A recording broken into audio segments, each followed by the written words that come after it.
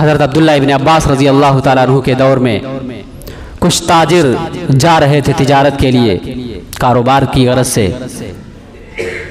उनमें से एक ताजिर का इंतकाल हो गया। पहले ज़माने में पैदल के सफ़र होते थे, लंबे लंबे सफ़र होते थे।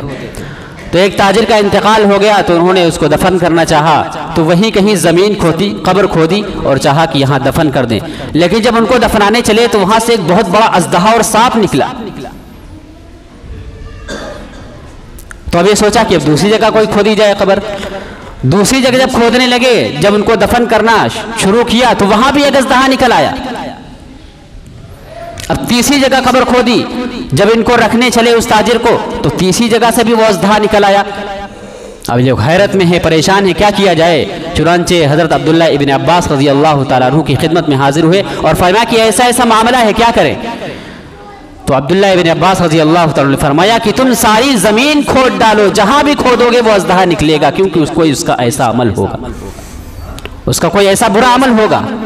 वरना तुमने 3 जगह कब्र खोदी और हर जगह से वो अजदहा, वो सांप निकल रहा है। वजह यह है कि इसका कोई ऐसा अमल होगा जिसकी वजह से उसको ये पेश आ रहा है। अब ऐसा करो कि उसको कहीं कब्र खोद के वहीं दफना दो, अजदहा निकल रहा है तो क्या किया जाए। चुनांचे उसको दफन कर दिया, वापस आ गए।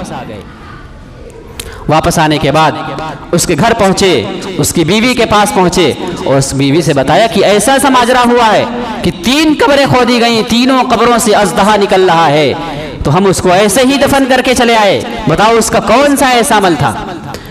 तो उसने कहा कि वो अमानत में खयानत किया करता था। वो इस तरीके से कि उसके पास गल्ले की बोरियां आती थी, तो वो बोरियों को खोलता, उसके अंदर से अनाज निकालता और दरमियान में भूसे को भर देता, उसके ऊपर से फिर अनाज रख देता और बोरी को बांध देता। इस तरीके से वो लोगों के साथ खयानतें किया करता था।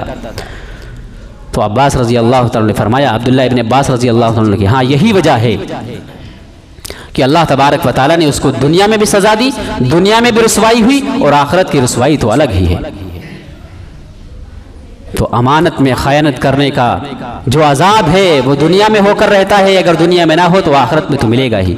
इसलिए नबी पाक सल्लल्लाहु अलैहि वसल्लम ने हज़रत अबू ज़र रज़ी अल्लाह तआला अन्हु को फरमाया कि तुम किसी की अमानत अपने पास न रखना, इससे बचना। हाँ अगर रख ली तो उसकी बेआईनी ही हिफाजत करना, जैसा हक है उसका हक अदा करना।